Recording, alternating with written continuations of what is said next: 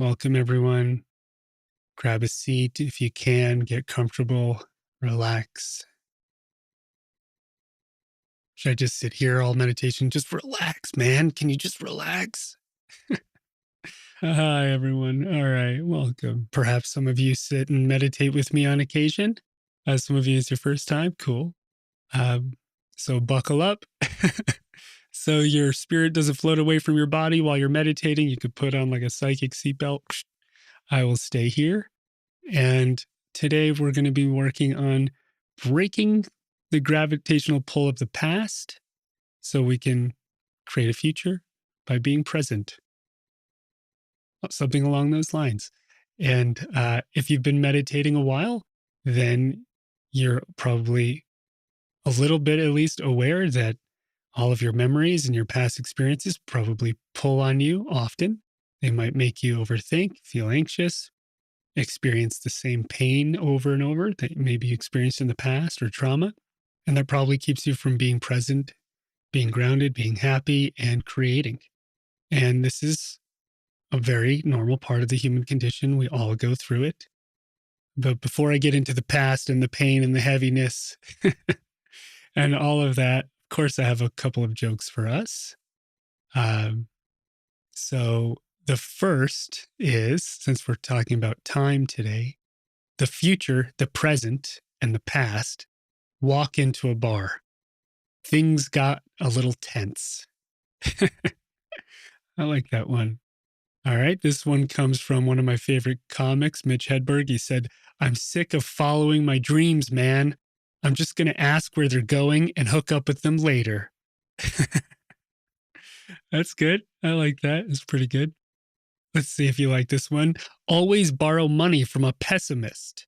They'll never expect it back. Or maybe you're the pessimist giving away money. All right, last one, dad joke. What did the chicken say when it was happy with a situation? Excellent. Oh, so they're so bad, they're good. So I wanted to start with a bit of a story here. I got a boo. I was working, this was a long time ago, over 10 years ago. I was working with a student, and she was probably in her maybe mid 60s at the time. And we were discussing relationships. And I asked her how long she had been single for. And she said 30 years. I was like, oh, okay. And was there something in your past that affected you that kept you from being in a relationship? And she said, yeah, I had trauma in my past. It was something along the lines of my father would consistently cheat on my mother, and that traumatized me. So I had a few relationships, but none of them really went anywhere. And I've just been single all these years. It was very clear to her as we were discussing in that moment that her past was so much affecting her ability to create her future, something that she wanted. And that was just the tip of the iceberg. That was just our discovery as we were sitting and meditating and talking. So, first, there's the realization of what is it in my past that is keeping me from being present, being able to have what I want, and being able to see that clearly and create it. All of us have areas in our life like this. Some of us are great with our careers, hard time relationships. Other of us, we're amazing in relationships. We have a hard time with our career or with creativity. So there's always at least one or two areas of life where somebody struggles more than the others. It's often because something has happened to us in our past that we can't get over, let go of, heal. Maybe we don't fully understand, or we might not even remember. And so it affects us. It bubbles up from the unconscious at the worst moments and sabotages us, keeps us up at night, makes us neurotic and spin out, worry. And so then life kind of becomes this battle between the past and the future. And we're kind of like a ping pong ball, just bouncing from the past to worrying about a future. Right? And the present moment is just the net. We just jump over, we hop over, we bounce over, and kind of look at it for a moment and move on. Anyone have that experience? one of the ways that we break the spell of the past, obviously we have to heal, but we heal by being present. So if I was to ask you, write it down somewhere if you want, what percentage of your attention and energy is in the past? What percentage of it tends to be in the future? And what percentage of it tends to be in the present? So out of 100%, and just generally speaking, your life, how much of your energy is in the past? How much of your energy is in the future? And how much is in the present? So how much is in the past, how much future, and how much is in the present out of a total 100%? Just get a sense. Our past is incredibly important. Through our memories, that is how we're able to have an identity and create our future, right? It's part of evolution, our survival. We learn skills. We need our memories. It makes us who we are, and it helps us make decisions and create a future. If you had no memories, you wouldn't be able to drive. You wouldn't know anybody. You'd have no identity, right? It'd be nearly impossible to walk through the world. And so if you know anyone who has dementia, Alzheimer's, you'll see this. I've had people in my family with it, and you'll just watch them. They slowly can no longer function. So, of course, we want to be in the moment, but we need the past and the information of the past to guide us into the future. And so there's nothing wrong with our memories. Sometimes they just hold an energetic charge of pain, and we over identify with them, right? So I am my past. I am what's happened to me. I am the trauma I've been through. That identity is the crux of it. That's where we get lost. And then we create the future from the past without being present. So this is where meditation comes in. This is how we can break the spell of the past, use it wisely, and then create the future from this moment. Okay. So energetically, we do this. It's not a thought. It's not just an idea, a concept. It's an energy. There's this quote I love: meditation is not what you think. So as you deepen as a meditator, you learn to anchor more and more of your energy and attention into the present moment. And there's no right number, but let's just imagine that 80% of you, your energy is in the present. You got 10% in the past, 10% in the future. Even as I say that, does that feel better to you? Just more of your energy in the present. And then you're able to dip into the past. You're able to envision the future. But the anchor of who you are, your center of gravity, is in the present.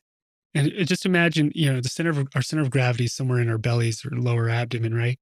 Imagine if the center of your gravity was in your head, you just kept falling over as you're walking. That's what happens to people who are lost in the future. Or maybe your center of gravity is in like your left leg, and then you just keep falling back into the past. So we need to have our center of gravity in the moment, and that's how we navigate through life.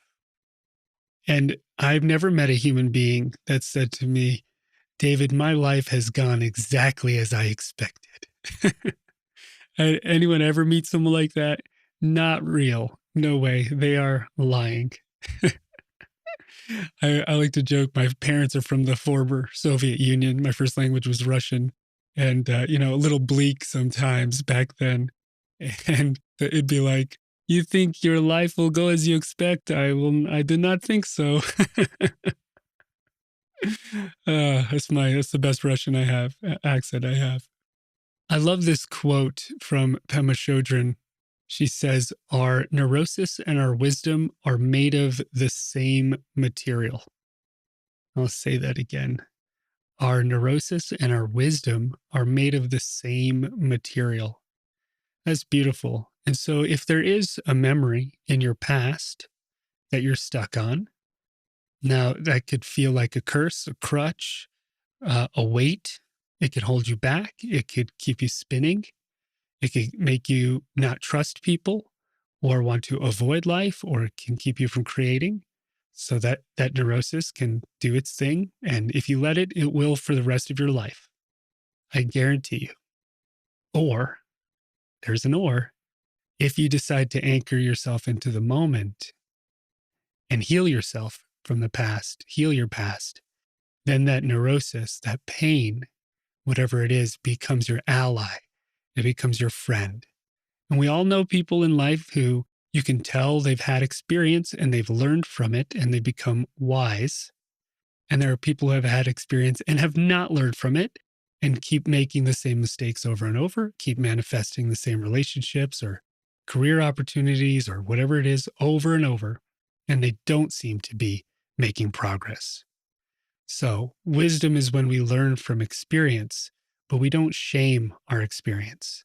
It's really easy to shame what we've done or what we've experienced in the past, and then it hides in our unconscious, and then it really forms who we are and what we do or don't do. Ah, on that note, I love this quote from Elizabeth Gilbert, the writer, Eat, Pray, Love. She said, "The worst thing that's ever happened to you has already happened." Now, is that always true? No. Is it likely and possible? Yes. So let's just entertain the possibility that the worst thing that's ever going to happen to you has already happened, right? And now here you are, and you get to decide what you want to do with the rest of this canvas of life. So, in meditation today, we're going to work on bringing up something from the past that's been pulling us, do some healing work on it, see if we can lessen the weight and the charge and the pull, and then from the present start to create our future. Okay.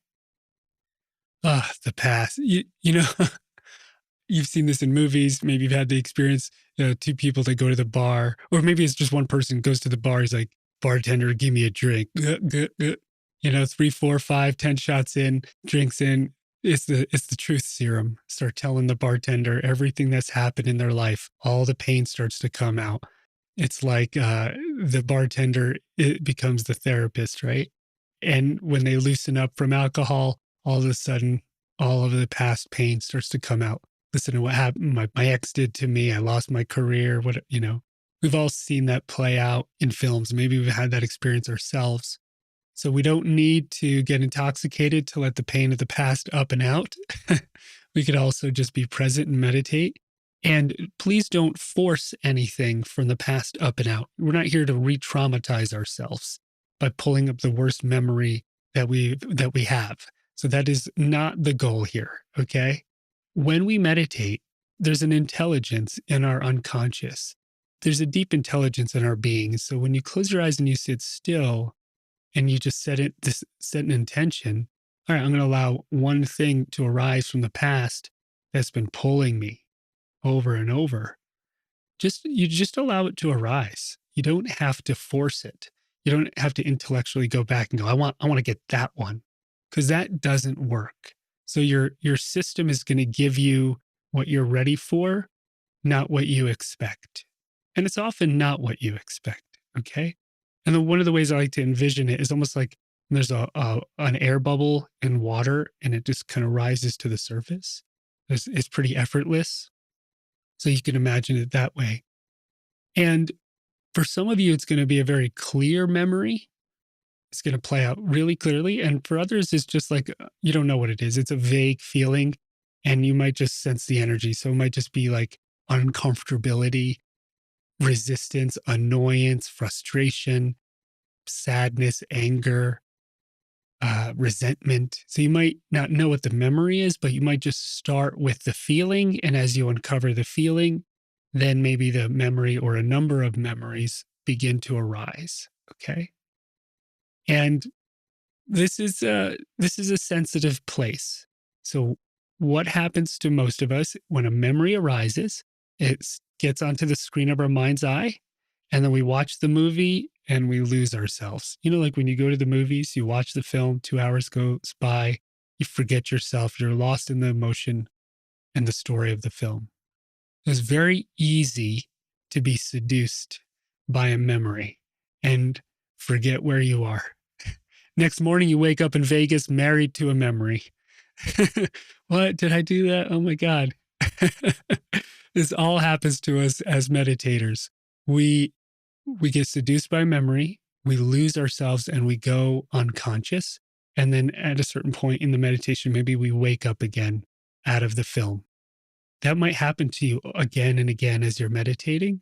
And one of the keys is to remember that the memory is inside the atmosphere of your awareness, just like a cloud is inside the atmosphere of the earth, right? There's blue skies, and around the cloud are the blue skies. In the same way, the memory exists inside your awareness, but it's very easy to be hypnotized and seduced by the memory. And then you go off into the story. We do that in meditation. We also do that in life. You ever have one of those friends that they go into a past story and they have no awareness of you, of your feelings, of the moment, of how much time has passed, and they just ramble and go and go. And this person did this to me, and that person did that to me. And you're just like, oh, why am I so empathic, empathetic? So I'm too nice. We've all been on both sides of that equation. So when you lose yourself in meditation, that is not a problem.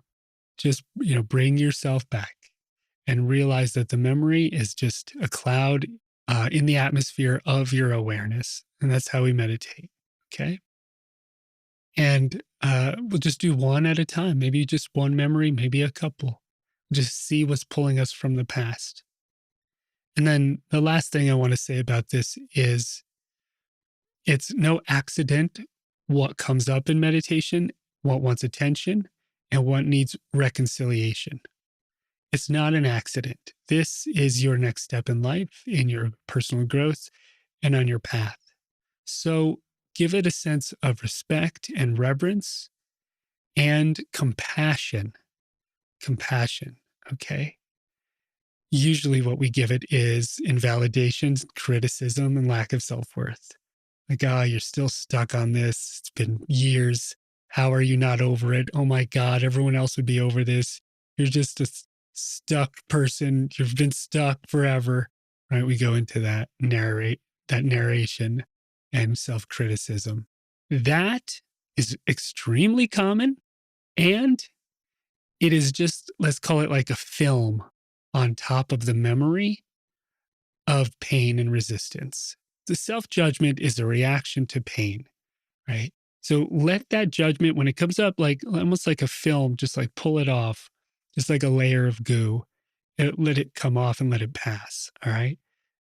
That is very, very common that layer of self criticism arises on the memory, and we don't see the memory clearly. But there's a deeper hidden meaning in each of these memories. And as Pema Chodron always says, that nothing goes away until it teaches us what we need to know. And so the memory won't reconcile itself and then get filed back into the filing cabinet until you heal it. Okay. And to heal it, we have to face it with compassion and awareness and just be. The key to meditation is to try and do nothing, and then to let go of trying to do nothing. In life, we're always thinking that to accomplish something, I have to do something. To accomplish something, I have to do something. That makes total sense in the material world. But in the subjective internal world, it's counterintuitive. You actually want to do your best to do nothing and be still and just watch with compassion. If you can truly do that and not get seduced into fixing everything or solving everything, that's when a shift is going to happen. Okay. Most likely. So have patience, stillness, and compassion. Let the memory arise, and then let's see what happens. Okay. All right. That was my long spiel. Did we have a joke winner? Some of you came in after some of my jokes, but I think I like the one that's most relevant for today is the future, the present, and the past. Walk into a bar. Things got a little tense. I like that. Okay. On that note, when you're ready, let's meditate. So go ahead and close your eyes.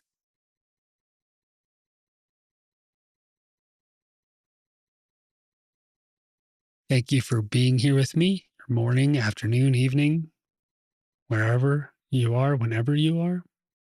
And wherever and whenever you are, it's now. So we're all here now. So, welcome. It's good to be here with you. And it's nice to be meditating with you.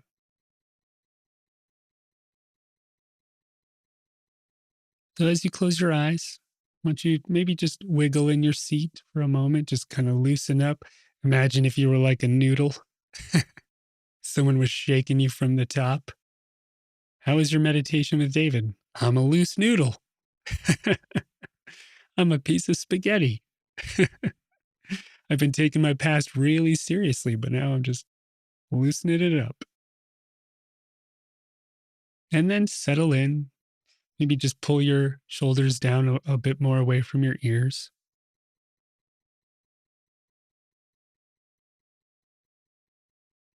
You can soften the palms of your hands. Maybe even soften your jaw.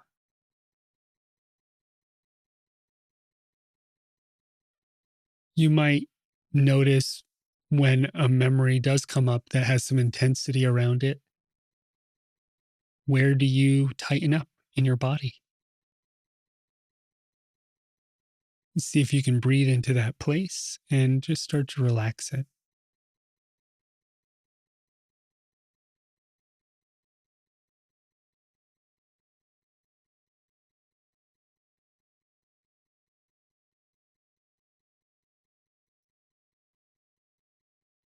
Maybe start to breathe into your belly a bit more deeply, and more slowly.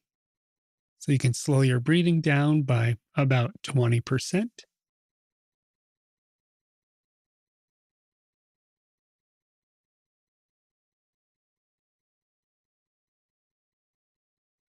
And if you're one of those people that's always trying to or likes to control everything, I want you to laugh. Just give me a giggle out loud, even though I can't hear you. Just like, yeah, that's worked out. A little amusement around that. Because you cannot control meditation. I mean, you can try, you won't get anywhere.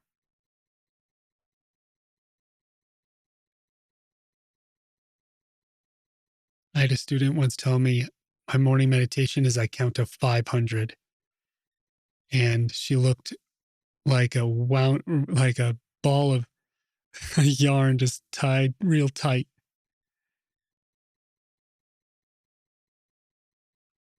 So start to loosen up here. You've probably been wound up too tight your whole life. Give yourself the chance to loosen up as you just notice there's a natural, calm stillness inside you beyond all the noise, all the feelings, all the memories, beyond all of the stories, and the people who hurt you. Beyond all of that, there is still a calm stillness. It is untouchable by the world.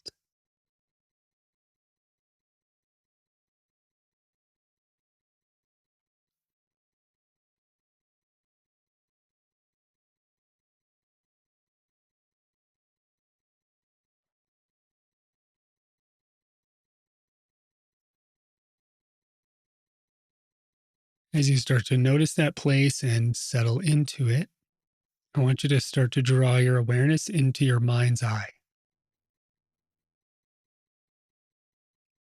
And the mind's eye is not a physical place. It it's a place subjectively in the dimension of our inner being. But you can kind of consider it behind your eyes in the center of your head. Let's step into that dimension.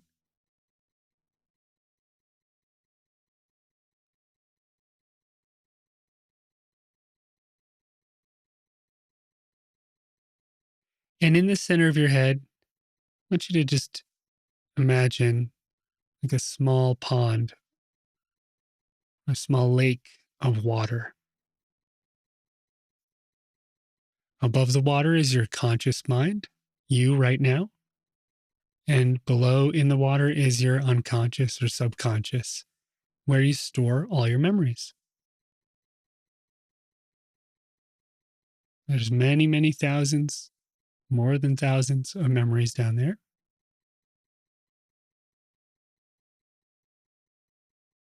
Some of them are useful, some of them are nostalgic, some of them give you your identity, some of them are funny, and some are painful. And some of them have a strong weight, gravitational weight that pull you back into the past over and over.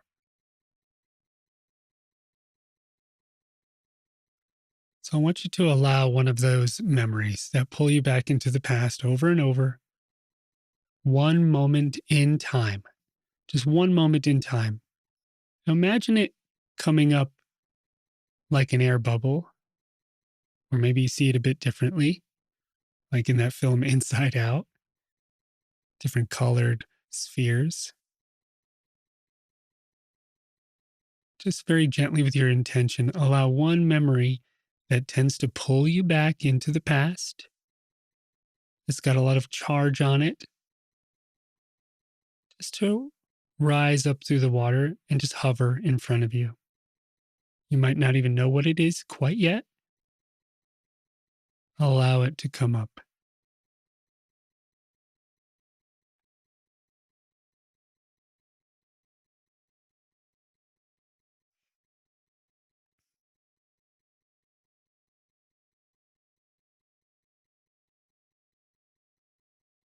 And take a moment, just inspect it, notice it. If there's a color, a shape, a density.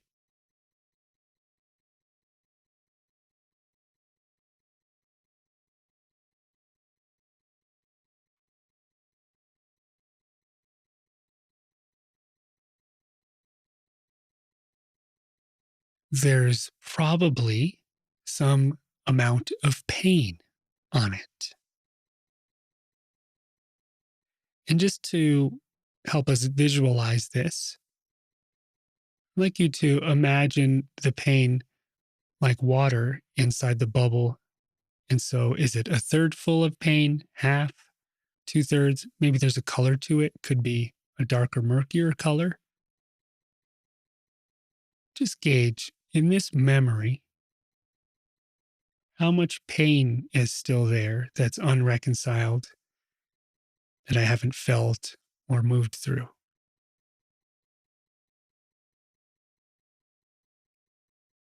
Kind of just looking at that water level, that liquid level.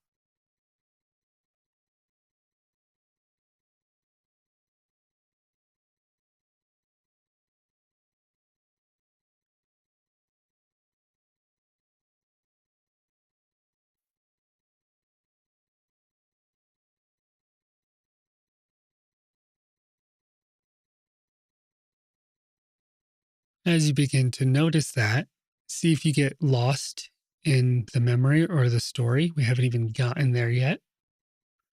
Just bring yourself back to awareness and presence. Nice calm center.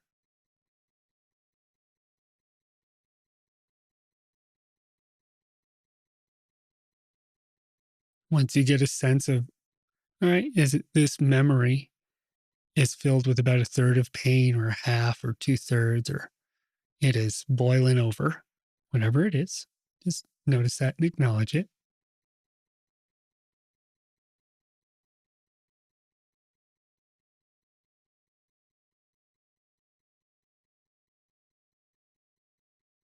You might also notice your past reactions to this. You spin, overthink, avoid, get angry, get sad, blame.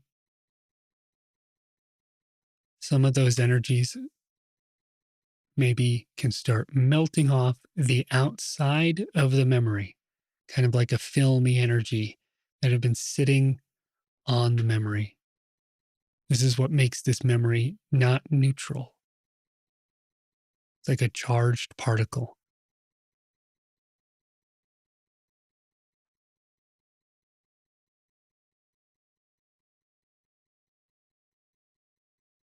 And if a visualization helps, maybe take like a rag or a vacuum and suck off that outer layer of judgment or of whatever it is, or wipe it off.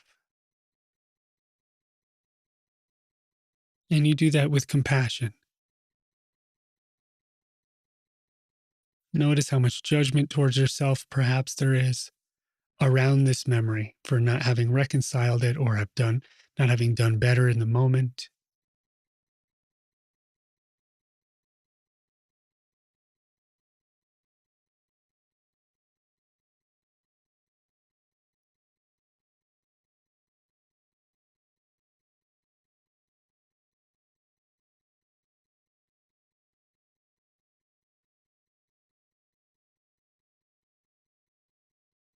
Just watch what happens as you just take off that outer layer of judgment, of resistance.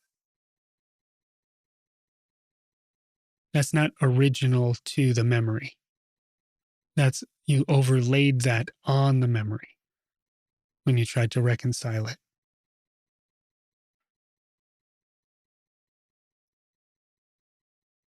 So right now we're just wiping off what's not original to the memory. And as we do that, maybe this soap bubble or ball becomes more translucent, more visible.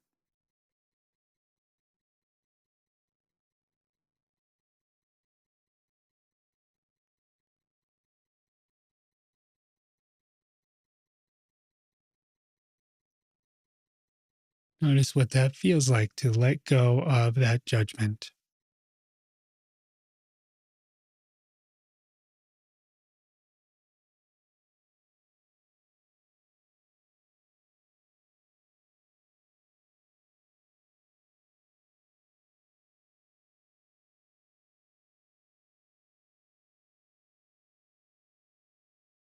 Maybe it gets a bit lighter.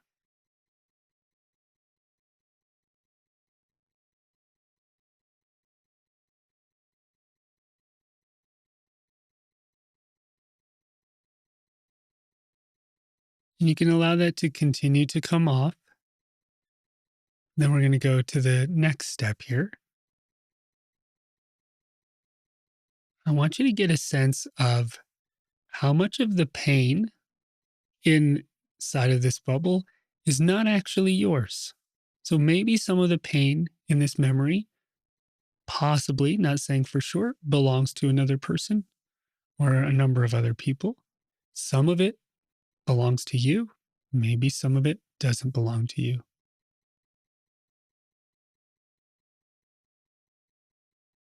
So, what percentage of the pain inside of this memory, inside of this bubble, doesn't belong to you?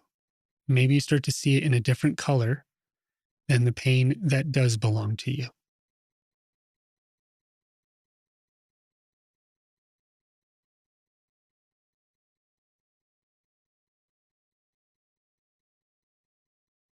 And what you could do is pop a little hole on the bottom side of the bubble and just with your intention, allow just the pain that does not belong to you. Let it drain out. And when it's done, the bubble will close back up, just like when a cell wall kind of repairs itself. But you're just shedding the pain that you absorbed that doesn't belong to you in that memory. It's not your responsibility to heal somebody else's pain. So let's let that come out. Let's let that come off.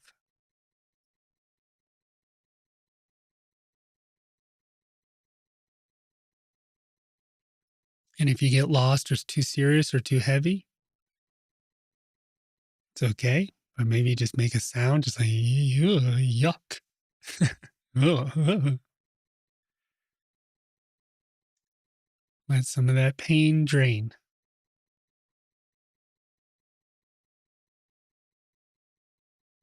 If you hold on to everyone else's pain inside of all your memories, you'll always feel heavy.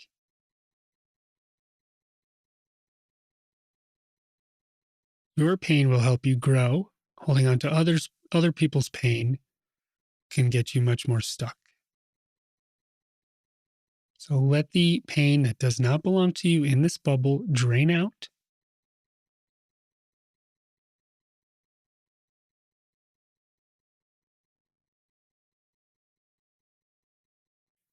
Notice you can breathe deeper. There's more room.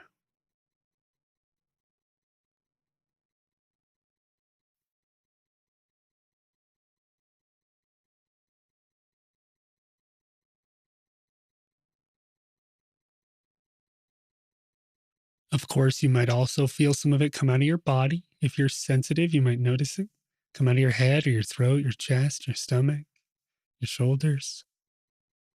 As it drains from the bubble, you might feel it come out of your body and just get absorbed by the ground, by the earth below you.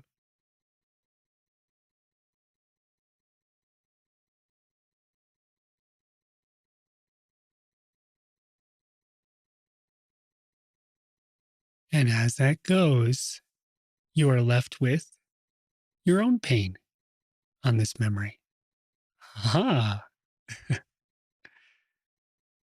And your own pain, as hurtful as it is, can actually feel good because it's yours to reconcile and to learn from and to integrate. And this is how we grow and become wise. Pain plus reflection equals growth.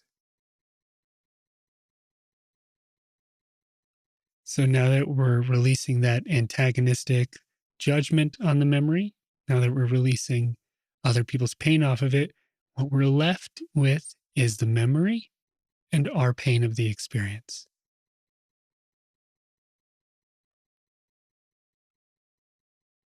Much more manageable.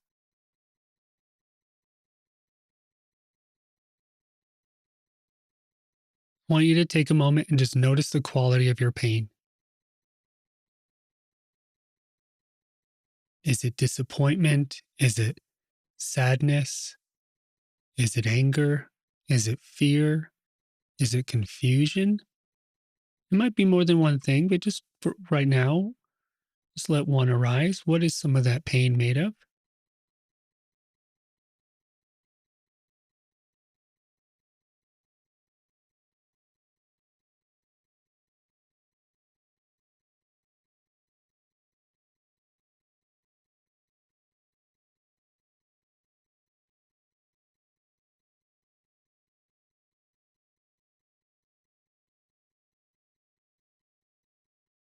And then I'd like you to allow it fully to be there. Give it 100% license to be present with you. Don't push it away. Don't solve it. Just let it be right there with you. Can you give it breathing room? Just let it be. Earlier, I said the secret to meditation is to be able to do nothing. Just let it be present with it, and feel it. If it needs to course through your entire body, allow it to.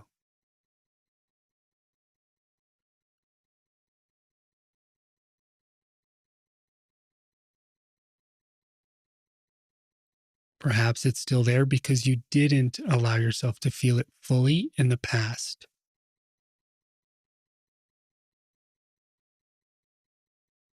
If you did, it might have reconciled and moved on. And I'll take us back to that quote: our neurosis and our wisdom are made of the same thing. Our pain and our wisdom are made of the same thing. Embrace it. Let the judgment around it go and just let yourself have it.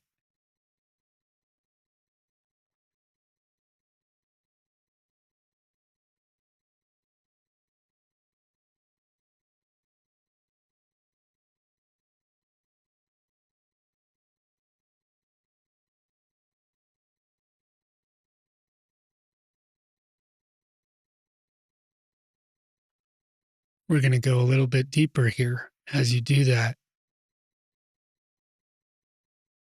there's likely a sense in which this pain has formed a layer of your identity. I'm the person that gets rejected. I never get what I want. I'm not good enough. Who do I think I am? Whatever layer of identity it's created on you, just notice that. and start to peel that off. It might peel off kind of around the energy field of your physical body. It's not true, but it's been formed. And it's probably creating your future, at least partially impacting it and how you feel in the moment.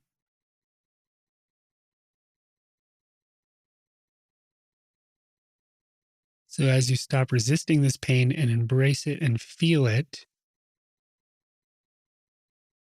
the identity that it created for you starts to melt off, peel off. Just because something happened in the past, that doesn't mean that is who you are. That's just a kind of confusion.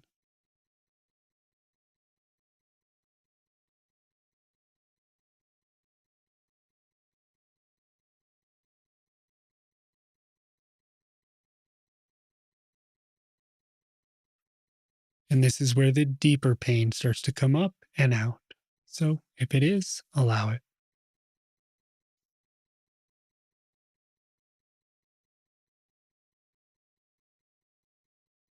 This is also where transformation can happen. So as you embrace this pain,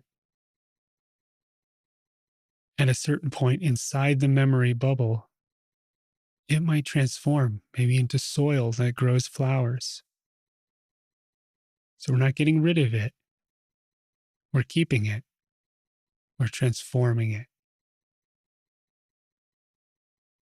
Our neurosis and our wisdom are made of the same thing.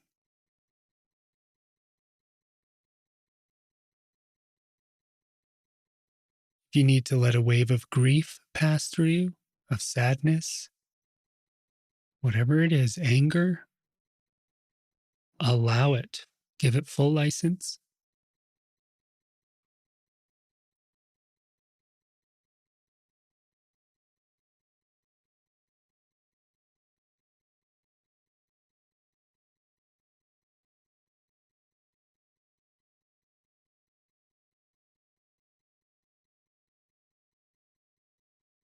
As you do that, you may start to notice how simple the truth is.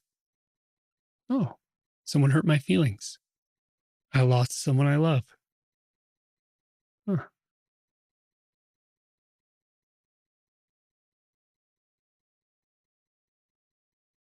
it left an impact, and now I'm healing.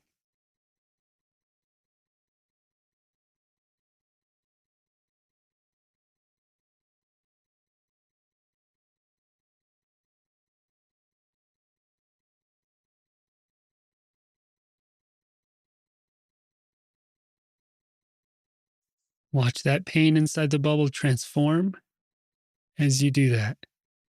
It almost creates kind of an ecosystem for the memory. Now, the memory, instead of just being stuck with pain, now is surrounded by wisdom. So, as you start to look at the memory itself is not that important, but as you can see it, just one moment in time, notice the wisdom that's the jungle wisdom, the forest wisdom, the garden wisdom that's growing around it. Oh, just because somebody rejects me doesn't mean I'm not worthy. Oh, when we lose something, even though it's difficult, we have gratitude for the time we had for the person we love. Oh, when someone hurts us, it's because their hurt has nothing to do with my value. Just notice the wisdom that starts to arise from the pain around the memory. Get a sense of it.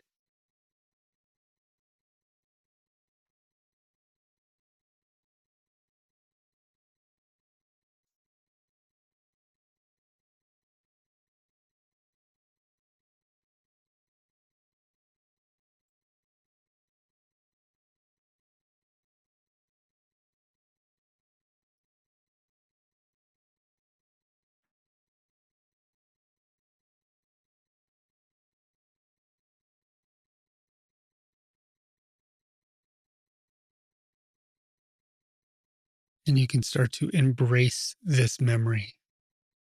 Maybe you even kind of put your arms around it and give it a hug. appreciation. As hard as this was, I'm going to keep you. I'm going to keep deriving wisdom and healing. And maybe I'll even help others from this experience.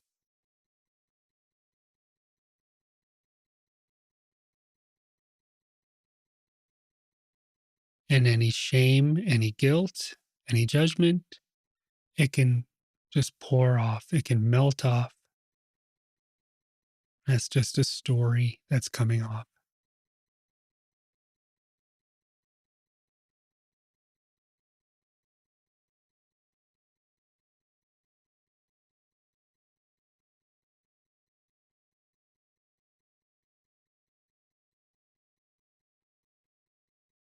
Really great work.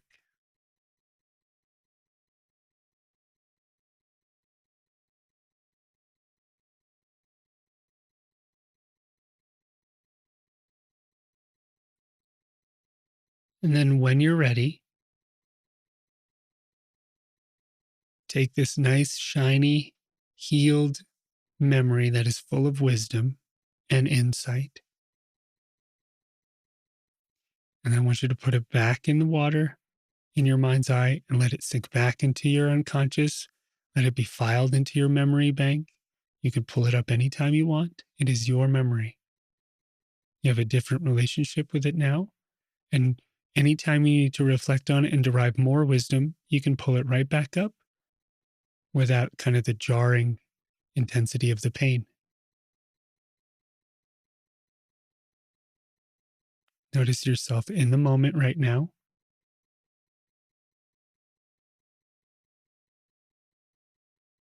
and that you get to create future memories in a different energy.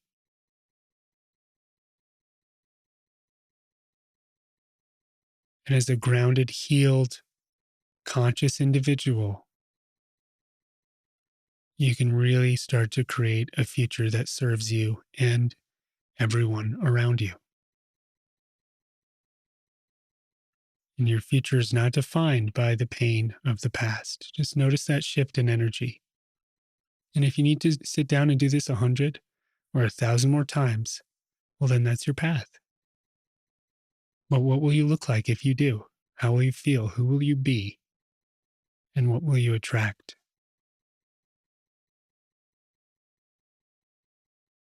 Take a nice big deep breath in. Ooh, really big sigh out. Holy moly. Just a light meditation. When you're ready, you can slowly open your eyes and stretch.